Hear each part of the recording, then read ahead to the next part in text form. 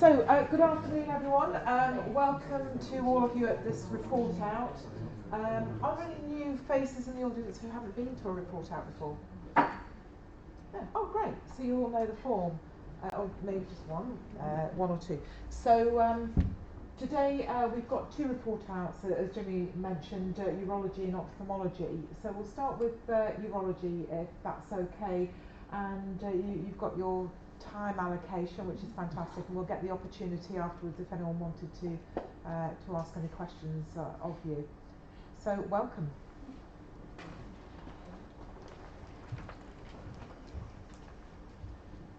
Hi, good afternoon and welcome to the 90-day report out for urology. My name is Eileen and I'm the process owner for RPIW.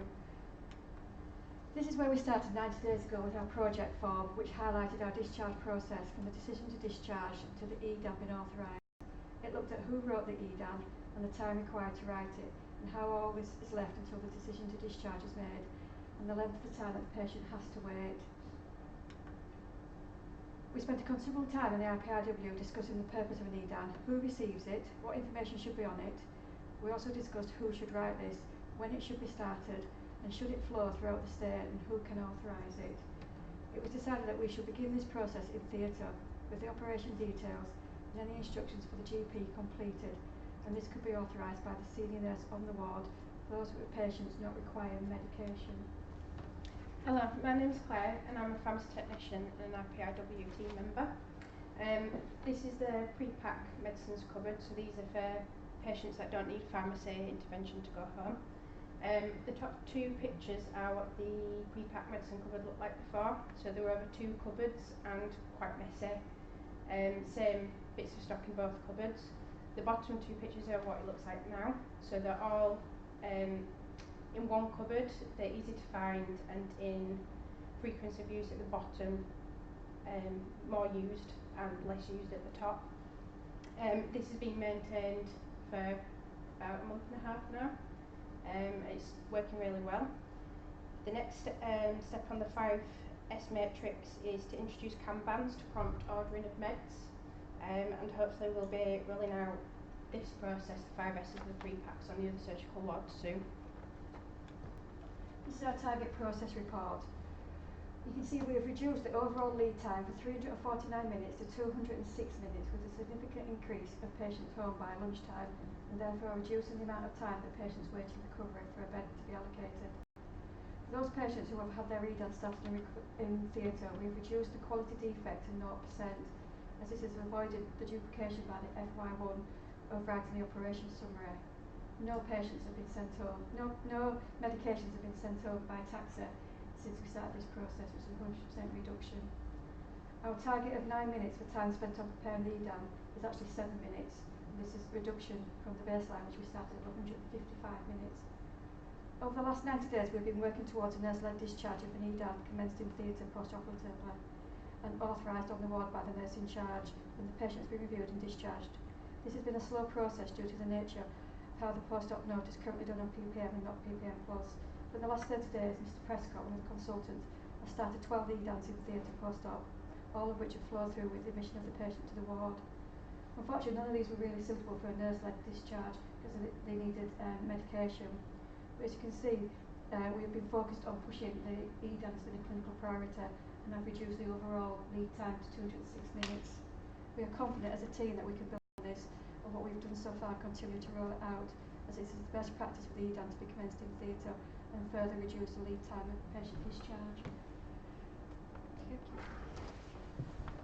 Fantastic. Thank you very much. So, does anyone have any questions of our colleagues here? It's just from a theatre perspective. I'm Joni. Yeah, hi. Is there anything that theatre staff could do to help support the completion at the start and the details in theatre? Have you been made aware that that would really help? I'm not sure if Mr Prescott has. I know some of us have been up into theatres with Mr Prescott, so we have the SHOs working with them. But I think at the moment we're just getting Mr Prescott up and running on it, and then he's going to roll it out to the consultants. Sometimes it's just a kind of reminder to help them to Claire? Because I think some of the improvements that you've shown there are really, really quite progressive, but have we seen any more, have we seen an impact in terms of the number of patients that we can list, or is it just the fact that people are getting started in theatre quicker because of the fact that people have been discharged earlier? I think they're coming back to us earlier, so they're coming back, whereas it used to be maybe 3-4 o'clock, they're now coming back at 12 o'clock and onwards because we're getting more people out earlier. Okay, so that will impact on the flow through the week. I was really interested about what you mentioned about the taxes and the fact that, and I'm sure, where's Simon gone? When we're looking at our kind of taxi spend in the organisation, it's been particularly high, and the fact that you've been able to change a process that has meant that no medications have gone home in taxes, which is fantastic, so well done for that. Do we know, how many probably would you say would have gone beforehand, as opposed to now? There was at least 10, maybe 10 a week. Okay. So it's quite a significant number of taxi journeys then, isn't it? Or even patients coming back the next day or having to come back, and it's saved on that as well. So a lot of patients were having to come back, go home and then come back later on at 6 o'clock. There's a mixture of both taxis and patients having to return, which wasn't a good experience for them as well. Okay, some really good learning that, and something that could actually be then rolled out in other parts of the organisation. Dave? Well, you mentioned that a number of these patients weren't suitable for nurse discharge because they were relying on medication. Yeah, so why can't you build the medication into what goes on in theatre in terms of what's requested, so it can be? We decided that the ones that had medication on needed an authorisation by somebody, not just a nurse, which we needed to check that the medication was all correctly prescribed and everything. So that's why It has to be a prescriber that authorises the EDAM on the system. But if it's not got medication, we can authorise it. Are you thinking more about when the EDAM's being done, why can't the doctor who's doing the EDAM do the medis at the same time? Yeah, I think Steve has done some. Yeah. He has done some, put the meds in, but it still needs another authorisation from us. Right. I think that needs looking at those because patients tend to be like the warfarin patients or patients that are slightly more complicated and do Usually need extra input when it comes to discharge. The others tend to be some anesthesia and maybe some anti-sickness medication. I think we can build on that with so it should be possible to come to Yeah. sort of fixed protocols so that the consultants know what needs to be prescribed. Yeah. The pharmacists are actually happy with it, so it does default back to a nurse-led discharge. And it is some work that's actually being looked at. So there's a ward over at the LGI doing this similar project, and they're starting EDAM in the admissions lounge. So the admitted doctor is actually starting EDAM and putting those medicines on. So it's definitely something that we look at. It's just a different process for this data because they don't see a doctor before they arrive, so it's harder to start that process. I've got one more question for Moses. The actual test of all this is obviously you've got a really key team with Steve. When are you at the stage now where you can realistically go to other consultant colleagues in the team to envelope their practice with the same ideals? So it's realistically not all of them. Steve's confident that some of them will do it, but I think realistically some are not going to do it. So that was a very cautious, very polite, if I may say so, answer to the question. So okay, so it's something that might need a little bit of help in encouraging others. Is I think what we're really saying, isn't it? I think it's the peer pressure, isn't it? You get more and more doing it, it becomes an overwhelming thing. And some of the newer, would like to say that some of the newer consultants that come in, they are doing them. Some of them are just doing it anyway. Some of them are really keen, but there's the occasion odd one that may not do it. If it's an odd one, we can deal with that. How many is it? Is it half? Don't know. No. I think there's there will be one or two that would not participate in. Okay.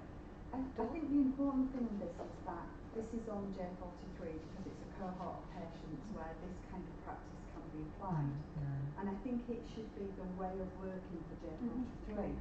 So the way of working for everybody whose patients go through 43 have to be the same, or it's going to make your life incredibly difficult if you've got to review how you work according to which consultant the patient is under.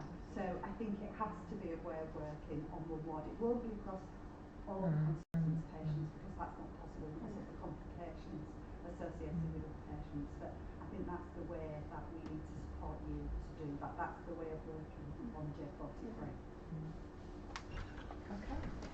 Thank you, Eileen and Claire, appreciate that. So shall we move on then to our value stream 4 and ophthalmology? Can we invite you to come up to the stage?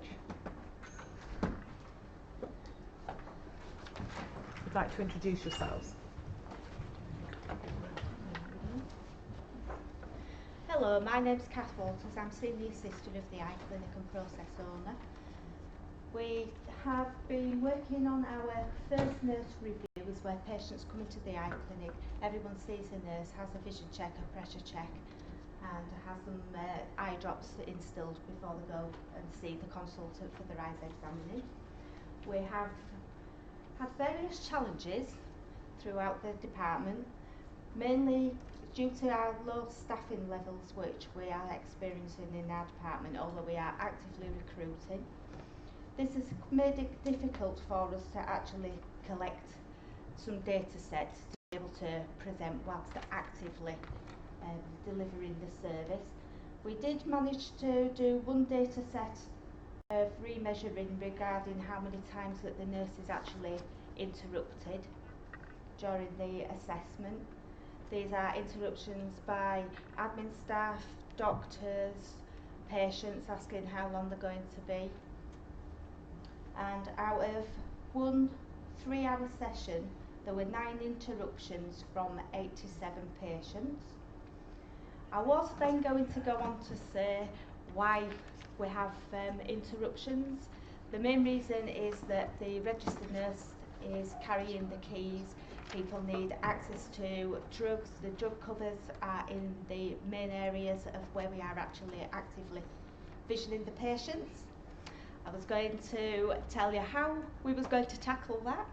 Just before I came across here, estates came and they have actually moved the cupboards to where we want them to. Excellent. So it's just happened. It's just happened, so that's Luke's just in. Just in time, arguably. Yeah. Sorry, Anne. Yep. Right. My name's Anna. I'm a CSW within the eye clinic and also a team member. We've managed to maintain our setting up times on the morning, which shows a 26% reduction from before we started. The lead time from a patient being booked in at reception to actually seeing the doctor has been reduced from 13 minutes to 6 minutes. During Jimmy's initial observations, we had 127 patients in, and during that time, the nursing staff had 99 interruptions. I'm Simon Kolb. I'm one of the consultants in the eye department and a team member of the RPIW. So our department is probably the busiest outpatient department in the whole trust, which leads to great difficulties in getting patients through, and is the reason why we had this improvement project to try and speed up the patient flow, and we looked at just the first nurse review. So you can see from our target progress report that we've maintained some good improvements in our setup time, which has just maintained momentum with patients coming through the first nurse review, and we've really shaved down on the lead time. So the patient coming in from the into the department, it's taking now 6 minutes, so that's a 50% reduction in the lead time until they've finished the first nurse review. So we've got a few things still to do. As Kath mentioned, we've been changing some of the estates in the outpatients to try and facilitate the efficiency of how we work, and we've just taken delivery of about 400 Kanban cards for helping restocking. So that's all looking at reducing our interruptions with restocking inflow during outpatients. So we'll be distributing those within the clinic, and hopefully they might impact on our interruptions as well, as people need to interrupt nursing staff doing their first nurse review less because we're restocking inflow with these Kanban cards. So we'll hopefully have some more good news at the 90-day report out as well. Okay. That's it now.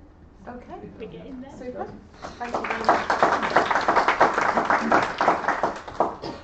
I was just thinking before you sit down, Kath, around whether you would like to say something around the changes to the rooms that you've specifically made. So previously, rather than having patients moving between the rooms, trying to have somewhere where the staff move to the patient, and maybe something a little bit more on the recruitment recruitment? Because you mentioned it was a bit of a constraining factor, but you've actually had quite a good success in some staff that are due to come and start with you. Yeah, we have. Yeah, we're getting 2 new band 6s, 2 new band 5, and we've got start dates for 2 of those staff already. So that will be good. And then obviously when they come, we'll get them involved in this as well. Any questions from the audience? Claire? So one of the areas, I mean, again, great improvement that we can see in some of those areas. There seems one that's particularly thorny, which is around the interruptions associated with patients waiting. And I just wondered what work is going to be happening in terms of that and managing patients' expectations or keeping patients involved in a slightly different way than having to constantly ask the nurse what the waiting time is. We're still making some progress on sorting out the letters to give the patients the idea that when they come, they are all seen by a nurse, they may be seen by more than one practitioner, so that once they've walked in the department, their expectation is that they'll know what stage they're at next. So those letters are being changed. We've reworded the letters, and I think they've gone off to be changed, but they haven't yet filtered through. And another thing we planned in the RPIW week is to put the waiting times per clinician on the whiteboard in the clinic rooms, so that's direct information that the patients can look at as opposed to asking the nursing staff. But we haven't actually needed to use that. We're concentrating on a couple of clinics at the moment, and actually those waiting times have been drastically reduced. So as we spread this out to all of the clinics, then we might need to use those waiting times on the boards, because we don't have enough staff resources to maintain the same momentum in each clinic. But with extra staff resources and the changes we've made, we might not need to advertise that extending waiting time through the clinic on these whiteboards. Other questions? What's with the printing? How long has the request been in? Oh, for the Kanban cards. It's been 2 months since we started this project, but it took a month to actually get all of the documents together. I actually personally went to a photocopier and produced the paperwork, and then we needed them all laminating, otherwise they wouldn't last. So that then went to the print department and took another few weeks for them.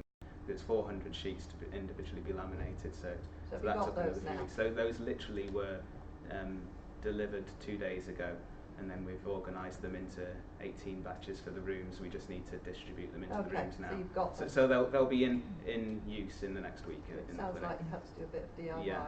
Yeah. Okay. Mike? You're obviously a large volume specialty, and I was just interested to know, where do you see this going in terms of, your ability to see more patients ultimately in the clinics, in the clinic templates that you've got? Do you see that as something tangible at the end of all of this, given the productivity benefits you're already seeing? Yeah, at the moment we're playing catch up basically. Yeah. So most clinics are pretty overbooked, and we're struggling to survive within the normal working time.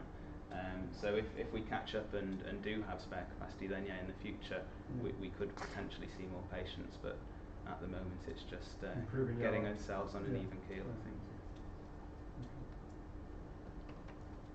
I've got a question. Simon, we've spoken before about this. I'm just interested from your point of view. This is a trial with you as the consultant of many specialists in that clinic, as you've alluded to, which is very busy. And you mentioned there that the need to publicise a delay hasn't been there. And I can't help but go back to the original day one of our RPIW, where Simon made a comment about, if I can start on time, that'll be a result for me, because prior to that, the setup of clinic and the way that things were organised was challenging to do that. So you've had a couple of months now, and I was just really, because I don't think it's really represented on the TPR, and I think it's really important. So thoughts on, your Tuesday clinic? Well, personally my clinics are great now, and there's a number of things. It's not just the setup time. I've personally looked at my templates and brought patients forward a little bit as well, but getting that momentum started, I've been seeing patients on time, finishing clinic on time, and needed to advertise a delay. So my second follow-up question to that, and I think we'll connect with some of the people in the audience, is, has anyone else seen that and thought, I'm interested in what's happening for your clinic, and have they then committed to doing anything similar with it? Yeah, so we're rolling it out to other clinics. Another consultant, Mr. Woons, had the same done, and he's commented positively. And that other clinicians are engaging in doing other things. So one of the problems we have is getting all the patients through to the room with all the right tests done at the right time, so they don't have to go back through flow. And most clinicians were doing this before clinic, writing all the tests in the notes that needed to be done, but there has been engagement and people are participating in that more often now. Great, thank you. Fantastic.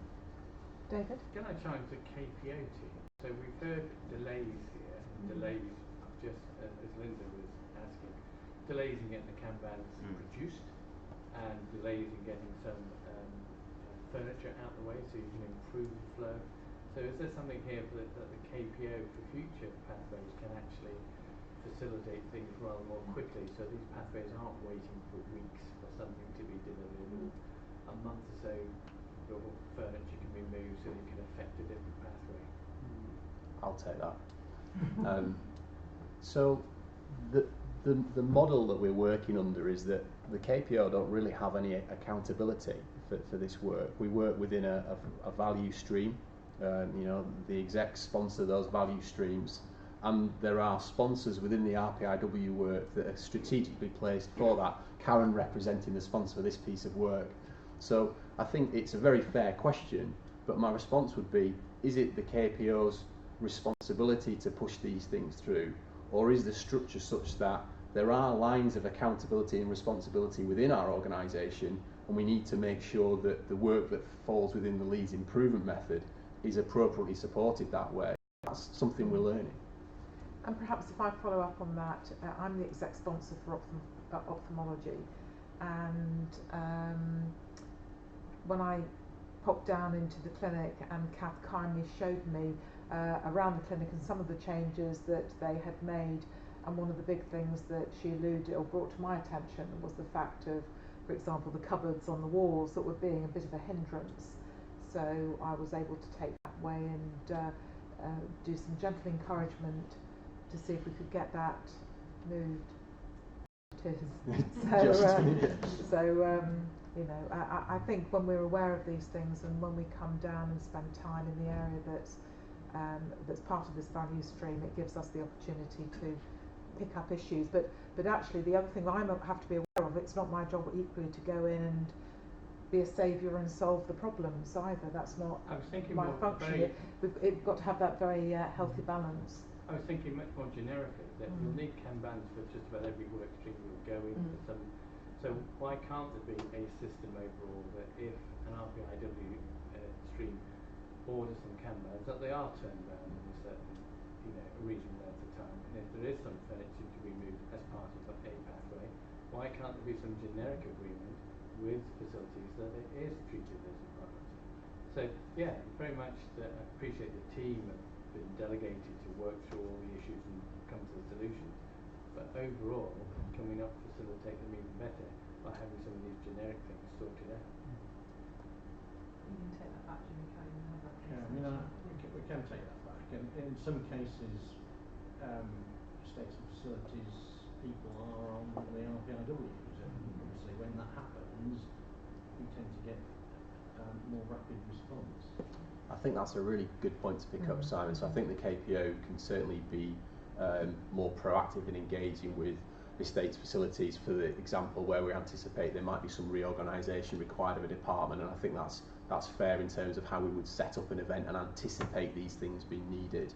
I think your earlier comment is something I'll take back to the team, and I would still probably stand here and say, is it the KPO team's responsibility to do that, or do we need, as you say, a generic structure whereby if there's work that is an output of an RPIW, there is a route that can feed into to mean that teams can stand up at 30 days and say, this has happened for us, it's not a barrier to our progress.